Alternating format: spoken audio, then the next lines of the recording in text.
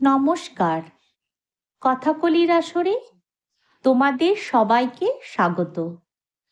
আজ আমি তোমাদের অমিতাভ বসু সম্পাদিত জাতকের গল্প বইটি থেকে শীতের আবির্ভাব গল্পটি পাঠ করে শোনাব।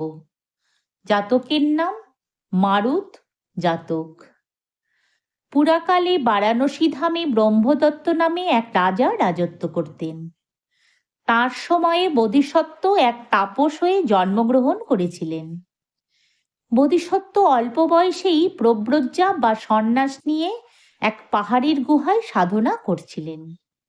সেই সময় এক সিংহ আর এক বাঘ বোধিসত্ত্বের গুহার কিছু দূরেই অন্য এক গুহায় থাকত। তারা ছিল একে অন্যের বন্ধু। তারা একসঙ্গে থাকত, শিকার করত, খেলা করত। দুজনে একসঙ্গে বনে বনে ঘুরে বেড়াত। একদিন এই দুই বন্ধুর মধ্যে লেগে গেল তুমুল তর্ক।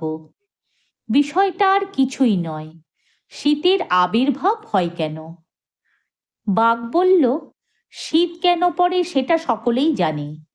কৃষ্ণপক্ষ হয় বলেই যে শীত পড়ে এটাও তুই জানিস না বোকারাম। সিংহ বলল, বোকারাম আমি নই, তুই। দেখিস না শুক্লপক্ষেই শীতটা পড়ে। শুক্লপক্ষ আছে বলেই তো শীতটাও আছে। বাঘ বলল, ওরে না রে না, কৃষ্ণপক্ষর জন্যই শীতের আবির্ভাব। সিংহ বলল, তুই বললেই হবে, আমার থেকে কি তুই জানিস বেশি? শুক্লপক্ষের জন্যই শীত। বাঘ বলল, তুই কিছুই জানিস না, তোর সঙ্গে আর কি কথা বলবো। জেনে রাখ, শীতটা কৃষ্ণপক্ষেই হয়। কৃষ্ণপক্ষ না থাকলে শীতও থাকতো না। এমনইভাবে তর্ক করতে করতে ক্রমেই দুজনের মেজাজ চড়ে যেতে লাগলো। শেষে শুরু হয়ে গেল লড়াই। সে এক ধুন্ধুমার লড়াই। লড়াই করতে করতে দুজনেরই নজরে পড়ল বোধিসত্ত্বের দিকে। তখন লড়াই থামিয়ে বাঘ বলল, বেশ চল তাহলে ওই তাপসের কাছে। তিনি নিশ্চয়ই শীতের আসল রহস্যটা বলতে পারবেন।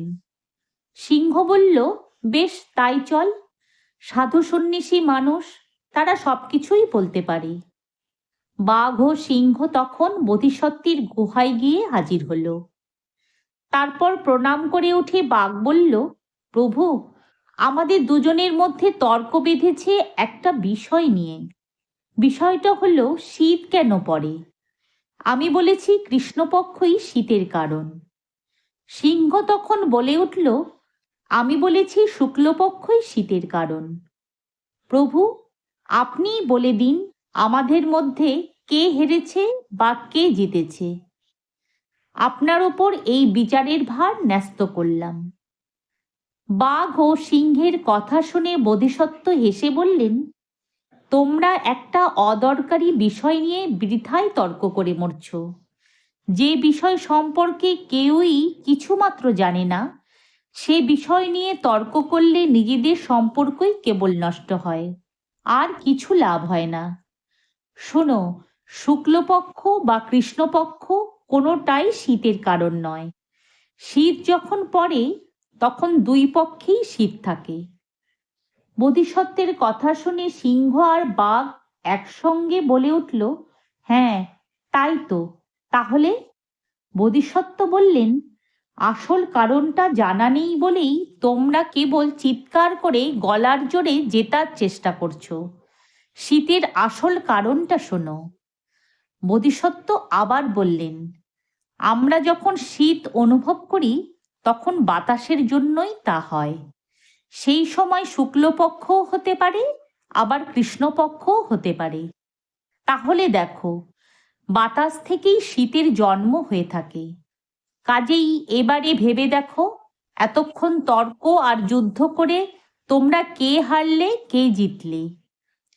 বোধিসত্ত্ব এইভাবে মূর্খ সিংহ আর বাঘের বিবাদ মিটিয়ে দিলেন।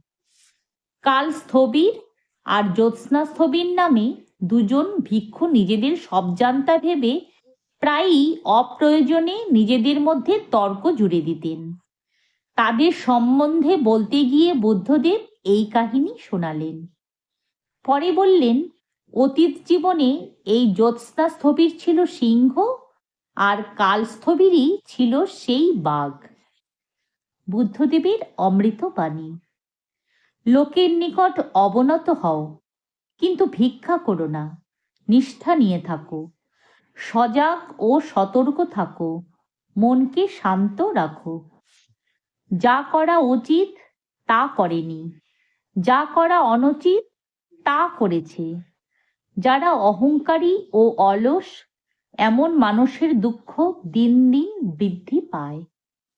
যদি তোমাদের আজকের এই গল্পটি ভালো লেগে থাকে, তাহলে একটা লাইক ও আমার এই চ্যানেলটিকে সাবস্ক্রাইব করে দিও, যাতে তোমাদের জন্য আরও অনেক নতুন নতুন গল্প নিয়ে আসতে পারি।